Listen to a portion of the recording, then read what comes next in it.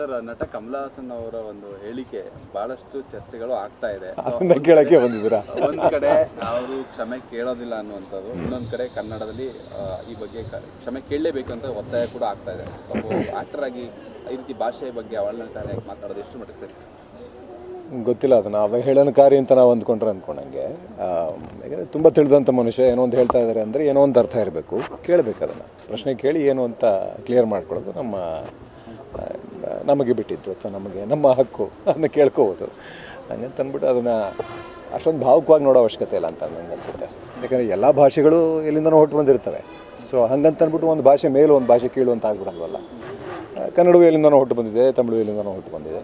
ಇದರಿಂದ ಅದು ಹುಟ್ಟು ಬಿಡ್ತು ಅನ್ನೋದಕ್ಕೆ, ಈಗ ನನ್ನ ತಾಯಿ ಹೊಟ್ಟೆಯಿಂದ ನಾನು ಹುಟ್ಟಿದೆ ಅಂದರೆ ನನಗೋ ನನ್ನ ತಾಯಿಗೂ ಅವಮಾನ ಅಲ್ವಲ್ಲ, ಯಾರಿಗೂ ಅವಮಾನ ಅಲ್ಲ ಅದು. ಸೊ ಸಮಾಧಾನವಾಗಿ ಇದನ್ನು ಭಾವುಕವಾಗಿ ಇದು ಮಾಡಿದೆ, ಭಾವುಕವಾಗಿ ಜನಗಳನ್ನ ರೊಚ್ಚಿಗೆ ಏಳಿಸ್ದೆ. ಯಾಕಂದರೆ ಜವಾಬ್ದಾರಿಯುತ ಸ್ಥಾನದಲ್ಲಿರೋರು ಅದನ್ನು ಮೊದಲು ಮಾಡಬೇಕಾಗತ್ತೆ. ಈಗಾಗಲೇ ನಮ್ಮಲ್ಲಿ ಭಾಷೆ, ಧರ್ಮ, ಜಾತಿ ಎಲ್ಲದನ್ನೂ ಇಟ್ಕೊಂಡು ಬಳಸ್ಕೊಂಡು ಅದನ್ನು ರಾಜಕೀಯ ಮಾಡ್ಕೊಂಡು ಅದನ್ನು ಬಂಡವಾಳ ಮಾಡಿಕೊಂಡು ಅದರ ಲಾಭ ತೊಗೊಳ್ಳೋರೇ ಜಾಸ್ತಿ ಇರೋದ್ರಿಂದ ಇದನ್ನು ಭಾವುಕವಾಗಿ ನೋಡಿದೆ. ಭಾಷೆಯನ್ನು ಭಾಷೆಯಾಗಿ ಪರಿಗಣಿಸಿ ಒಬ್ಬ ತಿಳಿದ ಮನುಷ್ಯ ಏನು ಹೇಳ್ತಾ ಇದ್ದಾರೆ ಅಂದರೆ ಏನು ಅಂತ ಕೇಳಿ ಅದನ್ನು ಅರ್ಥ ಮಾಡ್ಕೊಳ್ಳೋದು. ಯಾಕೆಂತೇಳಿ ಸರ್, ಅವರು ಹೇಳಿದ್ದು ಸ್ಪಷ್ಟವಾಗಿದೆ, ತಮಿಳಿನಿಂದ ಕನ್ನಡ ಬಂದಿದೆ, ಅವರು ಸ್ಟೇಟ್ಮೆಂಟ್ ಅದರಿಂದ ಯಾವುದಕ್ಕೆ ಅವಮಾನ ಆದಂಗೆ ಆಯಿತು? ಯಾರಿಗೂ ಅವಮಾನ ಆದಂಗೆ ಆಗಲಿವಲ್ಲ. ಬಂದಿದ್ದರೆ ಸರಿ. ಅದಕ್ಕೆ ಯಾಕಂದರೆ ಬೇಕಾದಷ್ಟು ಥಿಯರಿಗಳಿದೆ.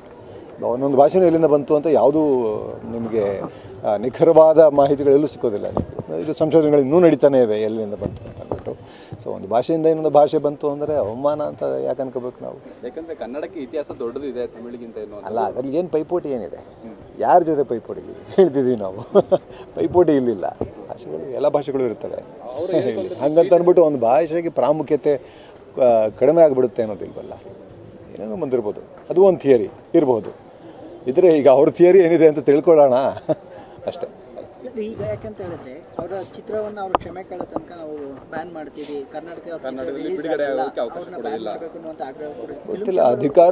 ಅಧಿಕಾರದಲ್ಲಿರೋರು ಏನು ಹೇಳ್ತಾರೋ ಅದು ನಡೆಯುತ್ತೆ, ಅದು ಮಾಡ್ತಾ ಇರ್ತಾರೆ. ಅದಾಗಲಿ. ಬಟ್ ನನ್ನ ಒಪಿನಿಯನ್ ನಾನು ಹೇಳ್ತಾ ಇದ್ದೀನಿ. ಇದರಲ್ಲಿ ಯಾರು ಅವಮಾನ ಅಂತ ತಿಳ್ಕೊಳ್ಳೋ ಅವಶ್ಯಕತೆ ಇಲ್ಲ.